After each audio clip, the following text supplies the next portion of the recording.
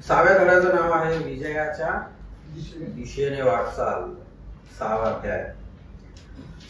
आम्ही मागील पाठामध्ये पाहिले की केवळ विश्वासाच्या द्वारे देवाबरोबर आपले नीतिमत्व प्रस्थापित होऊ शकते, दुसऱ्या इतर कुठल्याही गोष्टीद्वारे नाही. हे सत्य अनेकांच्या मनात काही प्रश्न उपस्थित करू शकतात.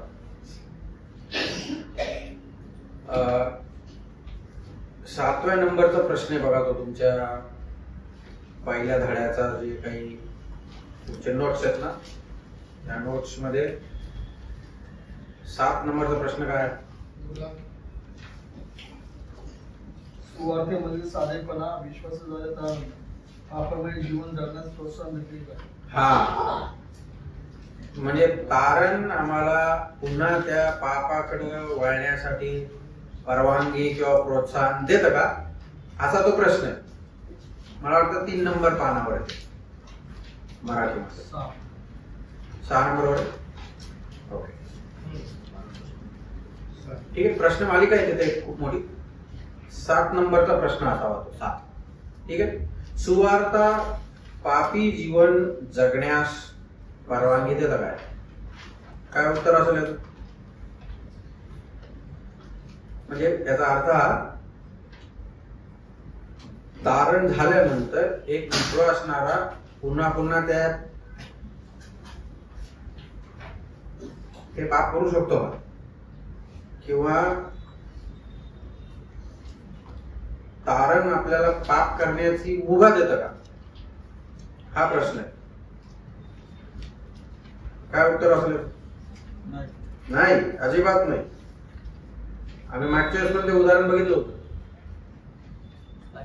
लायसन्स. Very good. हा, आम्हाला लायसन्स जे मिळाले, ड्रायव्हिंग लायसन्स, ते या आधारावर त्या पोलीस आयुक्तांनी आम्हाला दिले. आमची तपासणी केली, आम्हाला काही प्रश्न विचारले, काही खुणा होत्या त्याचा अर्थ विचारला, है ना.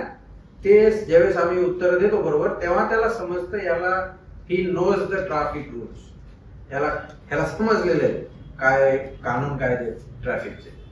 त्या प्रकारे त्या आधारावर तो आम्हाला काय देतो, लायसन. ते लायसन देण्याच्या पाठीमागे उद्देश हा आहे की हा रूल्स काय करणार नाही, तोडणार नाही. रूल तोडल्याने काय होईल?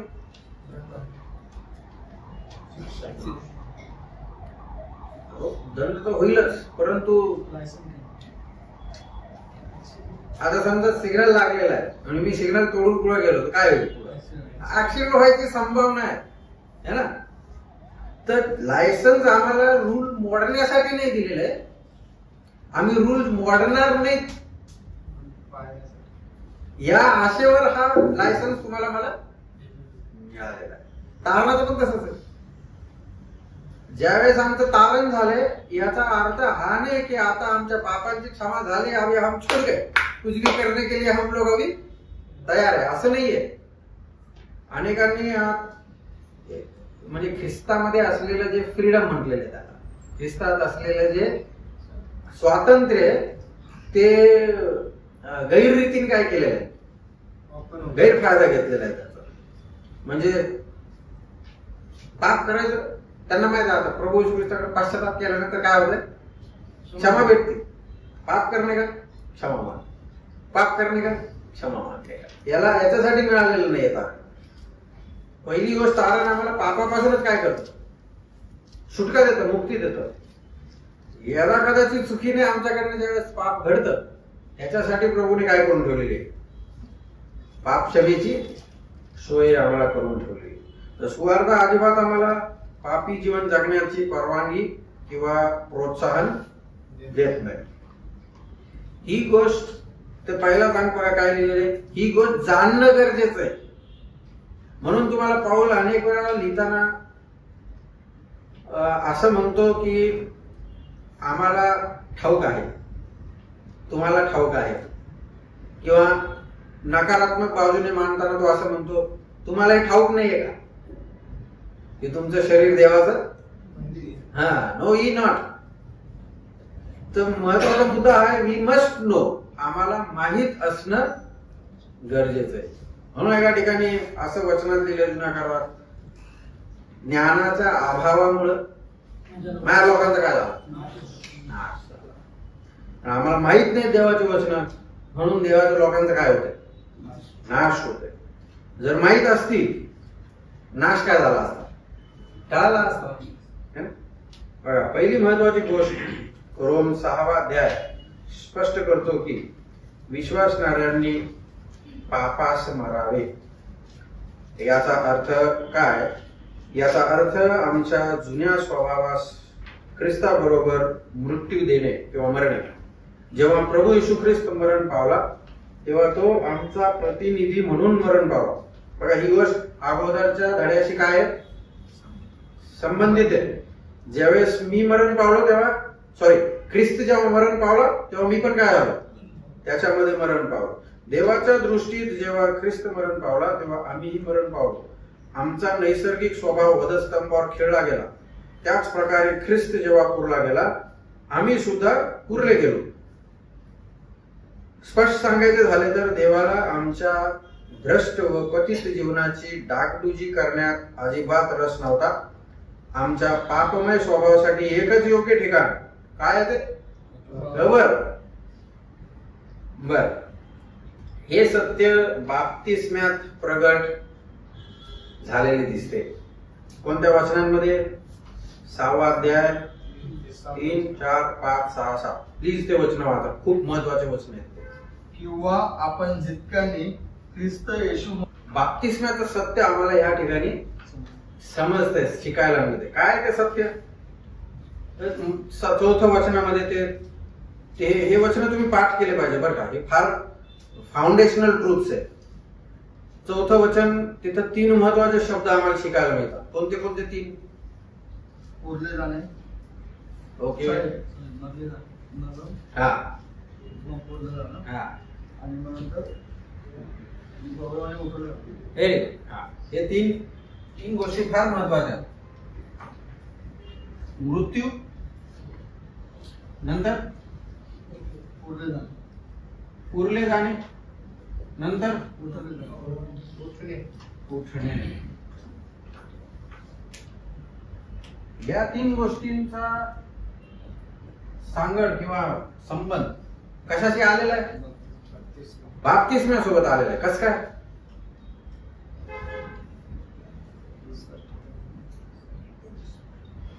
बघा, ते खूप सुंदर उदाहरण आहे प्रेषितांच्या कृत्यांमध्ये 10व्या अध्यायामध्ये. प्रेषितांचे कृत्य 10वा अध्याय 38 वचन. तेव्हा त्याने रथ उभा करायला सांगितले आणि फिलिप व षंड असे ते दोघे पाण्यात उतरले आणि त्याने त्याला बाप्तिस्मा दिला. मग ते पाण्यातून वर आले. तोच थँक्यू. आता या वचनांमध्ये 2 वचन वाचले आम्ही, 38 आणि 39चा पहिला भाग है ना. या 3 गोष्टी या वचनांमध्ये कुठं मॅच झालेली दिसतात का? कुठं? बाप्तिस्मा कुठं झाला मॅच? इकडे काय? इकडे मृत्यू उतरणे म्हणजे वेंट डाऊन कुठं? हा बघा, ते 3 शब्द किती महत्वाचे आहेत. तेव्हा त्याने रथ उभा करायला सांगितले आणि फिलिप व षंड असे ते दोघे पाण्यात उतरले.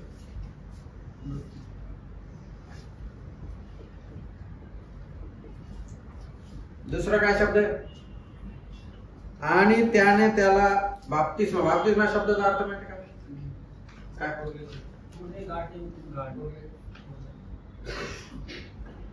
बाप्तिस्मा या शब्दाचा अर्थ बुडवणे. बॅप्टिझो हा जो शब्द आहे ना, बाप्तिस्मा, याचा अर्थ काय होतो? बुडवणे. ठीक आहे. त्याने बाप्तिस्मा दिला म्हणजे काय केलं? पाण्यात त्याला बुडवलं. शिंपडणं नाही,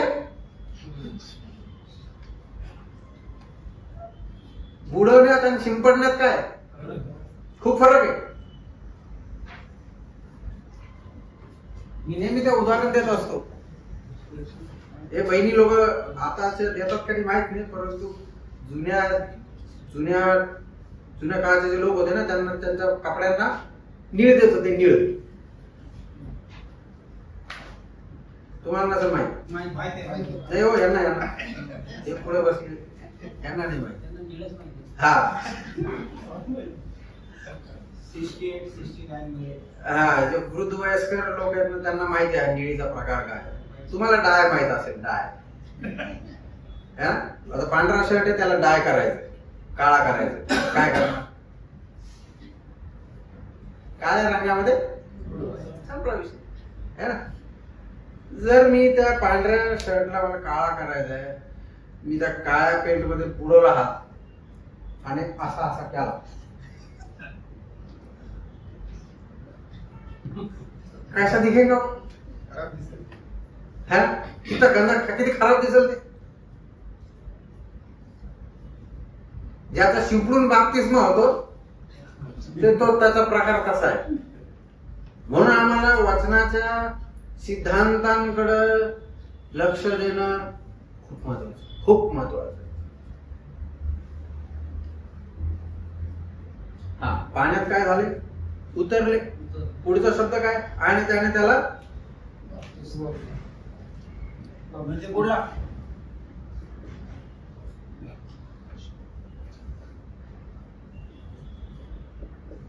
आणि काय लिहिलं पुढं? मग ते पाण्यातून म्हणजे काय झाले का मॅच? हे झालंय तुमच्या बाप्तिस्माच्या वेळेस. तुमच्यापैकी किती जणांना हे माहित होतं मला माहित नाही आता, परंतु हे ज्यावेळेस तुम्ही बाप्तिस्मा घेतला, याचा अर्थ तुमचं काय झालंय? मृत्यू. या मेलेल्या माणसाला काय केलं पाहिजे? आणि पुरल्यानंतर या मेलेला माणूस काय झाला? उठलाय. या तीन गोष्टी ज्या येशू ख्रिस्ताच्या जीवनात घडल्या, त्या बाप्तिस्माच्या द्वारे आम्ही काय करतो? प्रगट करतो जगात. ठीक आहे. तर हे सत्य, या तीन गोष्टी बाप्तिस्माच्या द्वारे फार स्पष्ट रीतीने प्रगट होतात. आम्ही ख्रिस्ताबरोबर मरण पावलो, उरले गेलो आणि पापाला मेलो. याचा अर्थ असा नाही की आम्ही निष्पाप व निष्कलंक झालो. हे अगोदर आम्ही आमच्या अगोदरच्या सत्रात पाहिलं. तारण झालेला निष्पाप निष्कलंक होत नाही. He does not become sinless, है ना. हे बघितलं आम्ही. ही हॅज टू, मी ज्यावेळेस हे वाक्य म्हणतो मला भीती वाटते. ही हॅज टू सिन लेस, याचा अर्थ पाप विरहित नाही राहू शकत आम्ही, पण पापाचं प्रमाण आमच्या जीवनात काय होत गेलं पाहिजे? कमी कमी होत गेलं पाहिजे. ठीक आहे. ओके. तर हाच मुद्दा आम्ही इथं बघितला होता. पापा तारणाचे किती पदर आहेत? 3 पदर, 3 फोल्ड सॉल्वेशन. जे आम्हाला ज्या दिवशी तारण झालं, त्या दिवशी ती भूतकाळाची घटना होती. त्या दिवशी आम्ही पापाच्या शिक्षेपासून काय झालं? सुटलो. त्या दिवसापासून आजपर्यंत पापावरती आम्हाला काय मिळाला पाहिजे? विजय मिळाला पाहिजे. तेव्हा आमचं पवित्रीकरण होईल. तेव्हा आम्ही पवित्र जीवनात काय होऊ? वाढत जाऊ. तर पाप आम्हाला आता दास्यत्वामध्ये नाही ठेवत, बंदिवासात नाही ठेवत, परंतु पापावरती आम्हाला काय मिळाला? विजय मिळाला. म्हणजे अगोदर पाप आमच्यावर दासत्व करत होतं किंवा धनी पण गाजवत होतं, आम्ही दास होतो त्याचे. परंतु आता ते मालक आमचा बदलल्यामुळं पापाचा धनीपणा आमच्यावरचा काय झालेला आता निघून गेलेला. जसं विमानाचं उदाहरण बघा. कोणती गोष्ट वरती फेका, काय होणार? ती खाली येणार. पण विमानाचं काय? विमानामध्ये पण त्याच्यावरती पण आकर्षण आहे का नाही? गुरुत्वाकर्षण आहे. पण या गुरुत्वाकर्षणाची शक्ती त्या विमानावर काय करत नाही, चालतच नाही, याच्यावर प्रभाव पडत नाही. कितीतरी पट ती ह्याच्यापेक्षा काय जास्त आहे. तर विश्वासणाऱ्यांचं चित्र आम्हाला पाहायला मिळतं. अगोदर आम्ही किती वरती उडी मारा शेवटी पापातच पडत होतो. परंतु तारणामुळं पाऊल सांगतो तुमच्यामध्ये आता जीवनाचा आत्म्याचा नियम इंजिन काय झाले आता फिट हो गया. जे त्याच्यावरती काय मिळवतं पापावर विजय मिळवतो. हे पापावरचं विजयी जीवन आम्हाला सॅन्क्टिफिकेशनचं ट्रूथ प्रकट करतं. आम्हाला पवित्र जीवन जगणं गरजेचं आहे, आवश्यक आहे. आणि त्याच्यामुळे आमच्या जीवाचा रोज काय होतंय उद्धार, रोजचं तारण त्याला म्हणतात, जीवाचं तारण.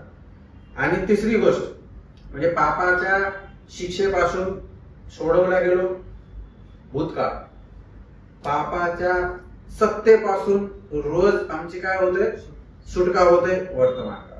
आणि एक दिवस येणार आहे जेव्हा प्रभू येशू ख्रिस्त येईल, मंडळीला काय करेल स्वर्गात घेऊन जाईल. त्यावेळेस ही तिसरी बाब होणार आहे. पापाच्या समक्षतेमधून आम्हाला काय करणार आहे सोडवणार आहे. ख्रिस्त मरणातून उठला. आम्ही ख्रिस्तामध्ये असल्याने देवाने आम्हाला सुद्धा मरणातून उठवले असे पाहतो.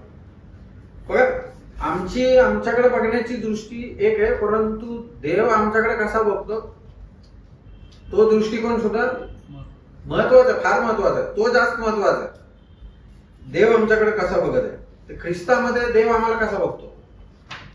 जेव्हा ख्रिस्त मरण पावला आम्ही पण काय मरण पावलं. जेव्हा त्याला पुरण्यात आलं आम्ही सुद्धा पुरले गेलो. जेव्हा तो मरणातून उठला आम्ही सुद्धा नवीन प्रकारच्या जीवनामध्ये चालण्यासाठी उठलेलो आहोत. हे सत्य आम्हाला त्या ठिकाणी शिकायला मिळतं.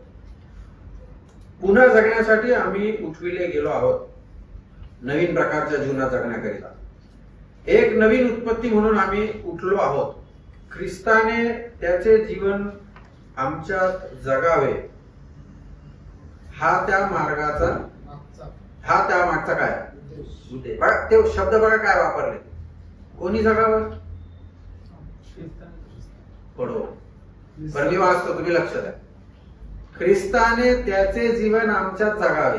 कोणी जगावे ख्रिस्ताने जगावं. कोणा आमच्यात. मग ख्रिस्त जगत आहे का आम्ही जगत आहे.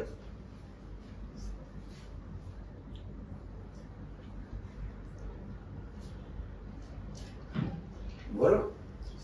हा मागच्या क्लासमध्ये पण आम्ही इफिस्कराच्या पत्रामधून काही महत्वाचे धडे शिकलो. तुम्हाला आठवतं का नाही माहित नाही मला. इफिस्करास पत्र होमवर्क देऊ का तुम्हाला. दिलं होतं का केलं का थोडं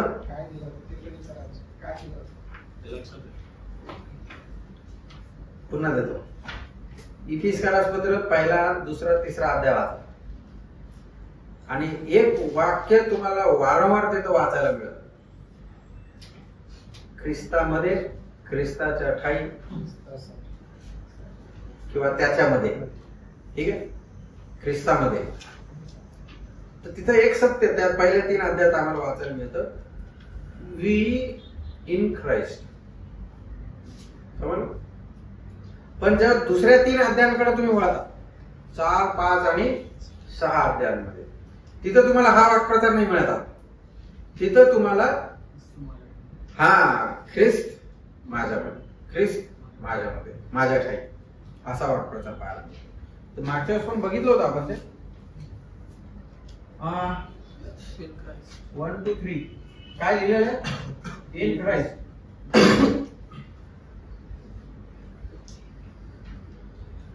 म्हणजे आय इन ख्राइस्ट.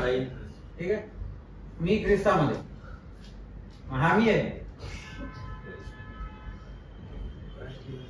हा कोण आहे ख्रिस्त. ठीक आहे. मी वरती आहे का बाहेर आतमध्ये. मी आत आहे. वरती कोण आहे ख्रिस्त. मग दिसत कोण आहे. हा मी दिसतोय का ख्रिस्त दिसत. ख्रिस्त दिसतोय कारण तो कुठे आहे बाहेरून आहे सगळीकडून है ना. आम्ही ख्रिस्ताच्या आतमध्ये ठाई आहे. हे सत्य पहिल्या 3 अध्यायांमध्ये तुम्हाला पाहायला मिळेल. ही दृष्टिकोनाची आहे. When God looks at you तो अभिषेकला नाही बघत. कारण अभिषेक कोणाचा ठाई आहे? मग देवाला कोण दिसत? अभिषेक कोणते म्हटले? एवढं समजून सांगत आहे पुन्हा एकदा सांगतो तुम्हाला. हा मी आतमध्ये आहे, ठीक आहे. मी ख्रिस्ताच्या ठाई आहे, ठीक आहे. असे बलून बघितलेत का तुम्ही? 2 बलून, एका बलूनच्या वरती दुसरा बलून आहे, म्हणजे एक बलून दुसऱ्या बलूनच्या मध्ये. तो आतला जो बलून आहे तो मी आहे किंवा तुम्ही आहे किंवा विश्वासणार आहे. आणि वरचा जो बलून आहे तो कोण आहे? तो प्रभू येशू ख्रिस्त. हा,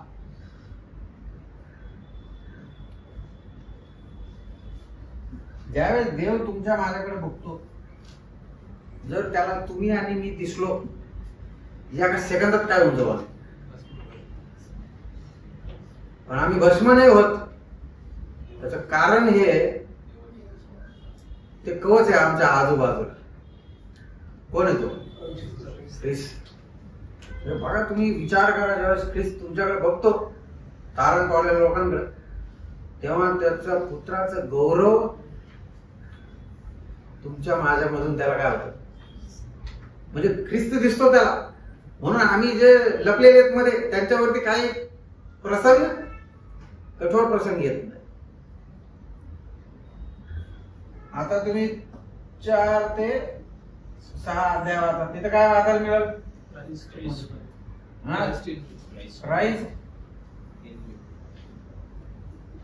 इन अस किंवा मी, ठीक आहे. आता हा कोण आहे आणि हा कोण? हा क्राइस्ट आहे. हा कोण आहे? आम्ही आहे.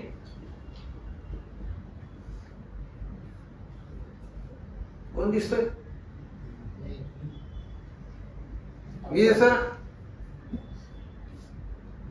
बघा, हा दृष्टिकोन बघा कसा आहे. हा दृष्टिकोन कोणाचा आहे? ना दृष्टिकोन आहे माणसाचा. जेव्हा आम्ही कधी कधी आम्ही द्वेष करतो एकमेकाचा, का? ये नाही दिख रहा. कोण दिख रहा? समज ना. म्हणून आम्ही एकमेकाचा काय ठेवतो? द्वेष करतो, कारण आम्हाला कोण नाही दिसत. त्याच्या मधला ख्रिस्त नाही दिसत. बघा, प्रभूचे दृष्टिकोन कसा आहे आणि आम्हाला दृष्टिकोन कसा आहे. म्हणून आम्हाला हे बरं दिसला कोण पाहिजे हे सांगा, है ना. हा आमच्या मधला ख्रिस्त काय झाला पाहिजे? दिसला पाहिजे. वो एम आहे. देव बघू दे किंवा मनुष्य बघू दे, कोण दिसला पाहिजे? दिसतोय का ख्रिस्त माझ्यामध्ये? मग दिसला पाहिजे. ही देवाची काय आहे? ही देवाची इच्छा आहे.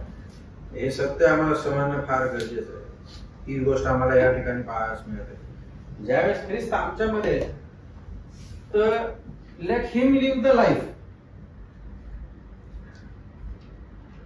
अनेक वेळा आमच्या प्रार्थना अशा, प्रभू तुझ्यासाठी जीवन जगण्यास मला. आमची प्रार्थना कशी पाहिजे? या सिद्धांतावर.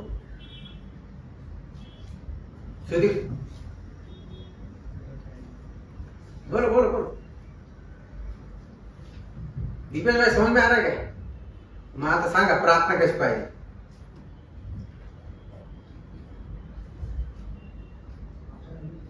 या सिद्धांतावर अवलंबून.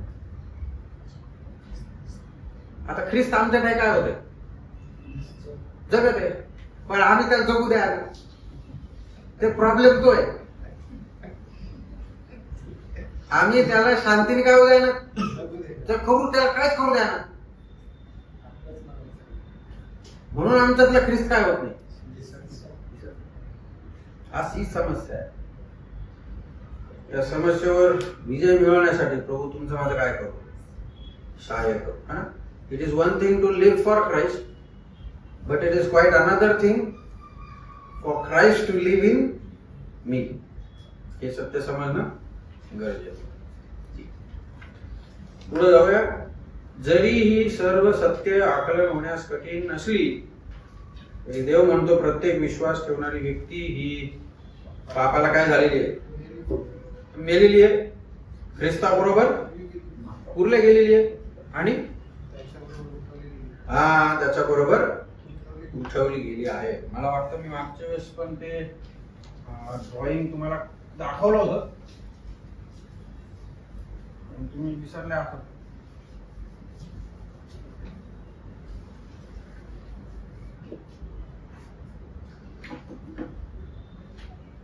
पापाला मरण असा शब्द आहे ना तिकडं.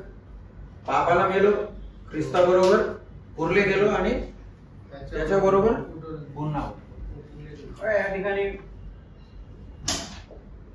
देव आहे, या ठिकाणी आम्ही पाप म्हणूया किंवा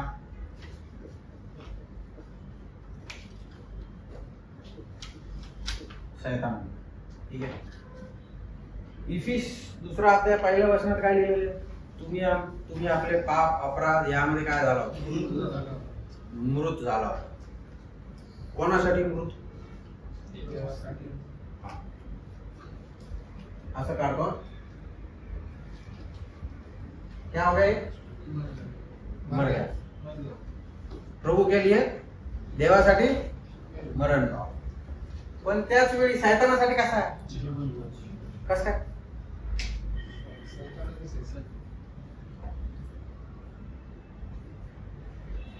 जेव्हा मी हे सांगायचं तेव्हा हे हे आठवा. या 3 गोष्टी लक्षात ठेवा. देवासाठी मेला म्हणजे तिघांमधून काय मिळेल? ये मर गया. हे जिवंत आहे है ना. मग हे जर शैतानासाठी जिवंत आहे याचा अर्थ कसा जिवंत आहे? शरीराने जिवंत आहे शैतानासाठी. पण मग 5व्या वचनात काय लिहिलं? इफिस 2:5 मध्ये ख्रिस्ताबरोबर आपणाला जिवंत केले. बस. ख्रिस्ता बरोबर अभी ये क्या आदमी क्या हो गया? जिंदा हो गया. इधर क्या हो गया? हाँ?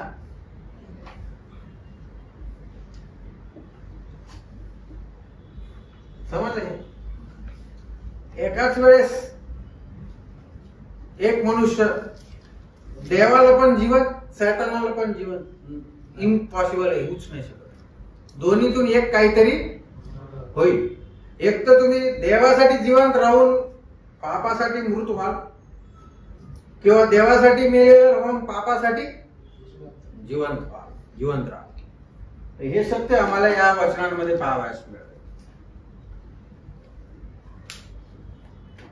म्हणून तो पहिला मुद्दा काय? नो किंवा जाणून घ्या की हे गोष्टी आमच्या जीवनात पूर्ण झाल्यात. शैतानासाठी आता मेलो असा विचार करा. मी खूप दारू पिणारा व्यक्ती आहे, तर मी काय झालो? मरण पावला. मग आता माझे मित्र लोक आले, काय घेऊन? हा, घेऊन आले. आणि जे काय असेल, जो ब्रँड मला आवडत होता तो ब्रँड घेऊन आले. आता मला म्हणत घे झाला आता, घेता येईल का? नाही घेत. माझा तर आवडता ब्रँड आहे, पण नाही करू शकत. कारण काय झालं? हे आम्हाला माहित असणं गरजेचं आहे, विश्वासणारा, की आम्ही पापाला काय झालो? मेलो. सिगरेट, तंबाखू, बिडी, दारू, रंगेलबाजी, व्यभिचार या सगळ्या गोष्टी काय झालेल्या आहेत? ह्या गोष्टी आहेत जीवन. पण मी काय झालोय? वो है लेकिन मैं मरेगा हूं. आता करता येतं का त्याच्यासोबत काही? कुछ नाही करत. हे जाणून घेणं फार महत्वाचं आहे. दुसरी गोष्ट आहे बघा, दुसरा मुद्दा काय? मानणे. दुसरी पायरी, स्वतःच पापाला मेलेले व देवा प्रित्यर्थ जिवंत असे माना. पापासाठी ठीक आहे मेलो, पण देवासाठी काय आहेत का आम्ही जिवंत? जिवंत व्यक्तीला सांगावं लागतं मी जिवंत आहे. कसं कळतं जिवंत आहे? हालचाल करतो, अजून श्वास घेतो, अजून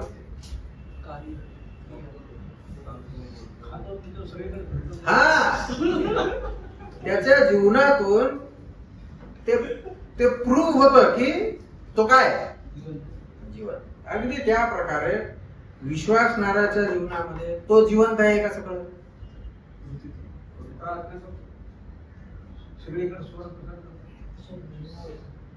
जसं तो माणूस बोलतो तसं समजतं हा जिवंत आहे ना. तसा विश्वासणारा काय पाहिजे? जिवंत पुरावा पाहिजे ना काहीतरी, जिवंत आहे म्हणून. काय पुरावा आहे? तो काय करतो? तो पण खातो पितो. काय खातो? हा बरं झालं वचन बोलले, बरं झालं, थँक्यू व्हेरी मच. ये खाता हो रोज आणि मग बोलेगा क्या? वचनाचं काहीतरी बोलेल तर कशासाठी बोलेल? हा हे पुरा. म्हणून मी विचारलं तरुणांना, आराधना केली का? जर केली असेल तर तो जिवंत असण्याचं काय? नाही तो काय? किती वर्ष झाले आराधना नाही केली, याचा अर्थ काय? जर प्रभू सोबत तुम्ही जिवंत झालेले आहात तर ते पुरावे आमच्या जीवनातून दिसणं किती महत्वाचं बघा. तेच गोष्टी या ठिकाणी, या दोन गोष्टी समजणं गरजेचं आहे. एक आहे जाणून घ्या, know what is the truth, आणि दुसरी काय? माना, रेकन युअरसेल्फ, कन्सिडर. म्हणून ते 3 क्रुसिफिक्शन आम्ही अगोदर जे बघितले गंतीकारास पत्रामध्ये, ते माना गणा म्हणून सांगितलेलं आहे की मी वधस्तंभावर काय झालेलो आहे? खेळलेलो आहे. हे गणणं गरजेचं आहे, हे मानणं गरजेचं आहे. हे 2 गोष्टी फार महत्वाच्या आहेत. तेव्हा विश्वासणारा जिवंत आहे का मेलेले याचं काय होतं? पुरावा सिद्ध होतो. म्हणून तो या ठिकाणी म्हणतो, पापाला तुमच्या जीवनात राज्य करू देऊ नका, तुम्ही त्याच्या सामर्थ्यास मृत झालेले आहात. पाप आता तुमच्यावर आपला हक्क बजावू शकत बघा. तो तुमच्यावरती काय म्हणतात त्याला, अधिकार नाही करू शकत. तो एवढ्या आशाने तुम्हाला मला सोडत पण नाही. अधिकार तर नाही करू शकत, परंतु काय करणार? आकर्षण ठेवणार पापाचे. ते खूप महत्वाचं बघा.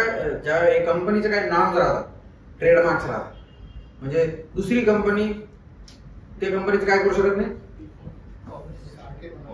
हा आता पुमा असेल, पुमा त्याचा लोगो एक स्पेसिफिक लोगो आहे वाघाचा काहीतरी, ठीक आहे. पण आता जी कॉपी करणारी जी कंपनी आहे ती काय करत? असा विचार करा, तो लोगो ह्या दिशेने, पण कॉपी करणारी कंपनी काय करी? आता विकत घेणार त्याला काय कळणार नाही ओरिजिनल काय आहे और डुप्लिकेट काय. असे पापाचे काय आहे? आकर्षण आम्हाला बोलवतात, ते कळत नाही आम्हाला काय. म्हणून आम्हाला लक्ष देणं फार गरजेची महत्वाची गोष्ट आहे. म्हणून मी ते उदाहरण देत असतो नेहमी. बँकेमधला जो कॅशियर असतो ना, कॅशियर, पैसे मोजणारा माणूस, खूप एक नाही 4-5 स्टेप पुढे असतो तो आपल्यापेक्षा. कारण आम्हाला कळत नाही डुप्लिकेट नोट कोणती. समजले आता? एकदा असं ते कुठून भेटली मला डुप्लिकेट नोट काय माहित, आणि ती बँकेत घेऊन गेलो, आणि ते मस्त त्यांनी कट करून ती नोट काय केली, बाहेर काढली. म्हणलं काय झालं सर? ही नोट बदलून द्या. म्हणलं का? ती डुप्लिकेट आहे. आता घेऊन ठेवावं लागेल बरं माझ्याकडे, काय करू आता? तो घ्यायला तयारच नाही, घेणारच नाही तो. मग मी घरी गेल्यानंतर जरा बघत बसलो त्या नोटी करत, काय डुप्लिकेट आहे ह्याच्यात, काय कळा ना. कारण आम्ही तर नोटीस काय केलेली, आम्हाला काय माहित नाही. आणि असा अभ्यास करून चालणार नाही. अरे बा, गांधीचा चेहरा इकडे का इकडे वर आहे का खाली? ह्या डुप्लिकेट नोटी तिकडे, पुढची डुप्लिकेट नोट येणार आहे तेव्हा कुठं रे? इकडे रे. तर डुप्लिकेट नोटीचा अभ्यास करून चालणार नाही. कोणती नोट अभ्यास केली पाहिजे? जो ओरिजिनल नोटीचा अभ्यास करतो त्याला डुप्लिकेट नोटीचा अभ्यास करायची गरज पडत नाही. कुठे ओरिजिनल नोट?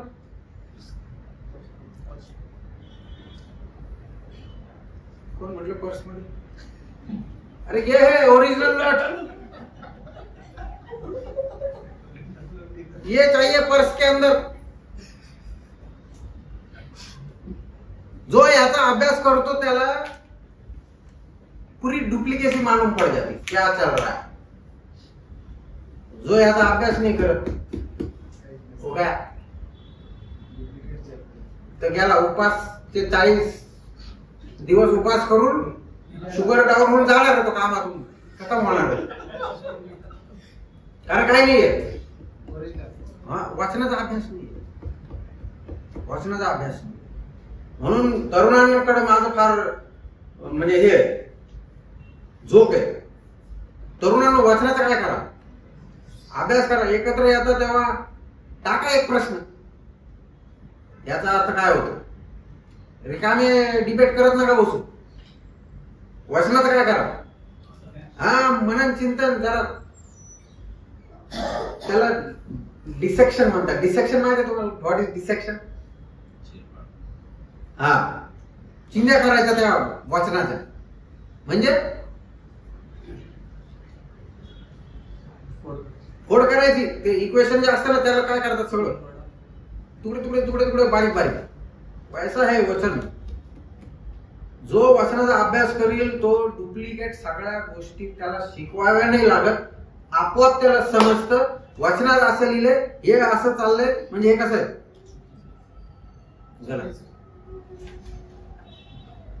म्हणून या गोष्टीकडे लक्ष द्या. आपल्या पुढचा मुद्दा आहे समर्पणाचा. 13व्या वचनांमध्ये 13 वचन 6वा अध्याय तिथं लिहिले, शेवटी विश्वासणाऱ्यांनी सुद्धा त्यांचे जीवन देवाला कसं करावं, काय करावं, समर्पित करणे आवश्यक आहे. देवाचा आत्मा तुमच्या जीवनाचे नियंत्रण करो. तुमचे शरीर, तुमचे ओठ, प्रत्येक अवयव त्या ठिकाणी दिलेला आहे. या सर्व गोष्टींवर कोणाचं नियंत्रण पाहिजे? देवाचं नियंत्रण. तसेच स्वकेंद्रित जीवन जगण्याऐवजी व स्वतःला वाटेल तसे जगण्याऐवजी पवित्र आत्मा तुमच्या ठाई व तुमच्याद्वारे जगण्याची संधी त्याला द्या. हे सांगायचंय. समर्पण पाहिजे आमच्या प्रत्येक कशाचं, अवयवांचं समर्पण. जोपर्यंत आम्ही करणार नाही तोपर्यंत 100%. बघा, कोणीतरी असं म्हटलं, एक तर तुम्ही देवाच्या हातातलं पात्र व्हा, नाही तर शैतानाच्या हातातलं शस्त्र व्हा. शस्त्र. विचार करा, मी कोण आहे आता, म्हणजे मी कोणाच्या हातात आहे ते विचार करणं महत्वाचं आहे. ज्यावेळेस आम्ही ख्रिस्ताच्या हातात असतो त्यावेळेस आम्ही उपयुक्त पात्र म्हणून प्रभू आमचा काय करतो, उपयोग. पण जेव्हा आम्ही ख्रिस्ताच्या हातात नसतो तो बराबर म्हणून ते ह्या 6व्या अध्यायामध्ये 5व्या अध्यायामध्ये ना ते शब्द बघा कशा वापरले. नाही 5व्या अध्यायामध्ये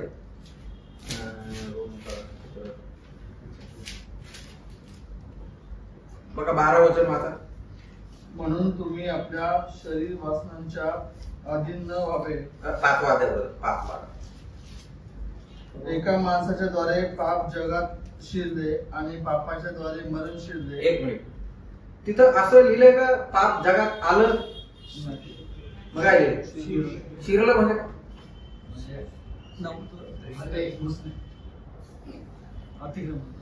व्हेरी गुड, चांगला शब्द आहे.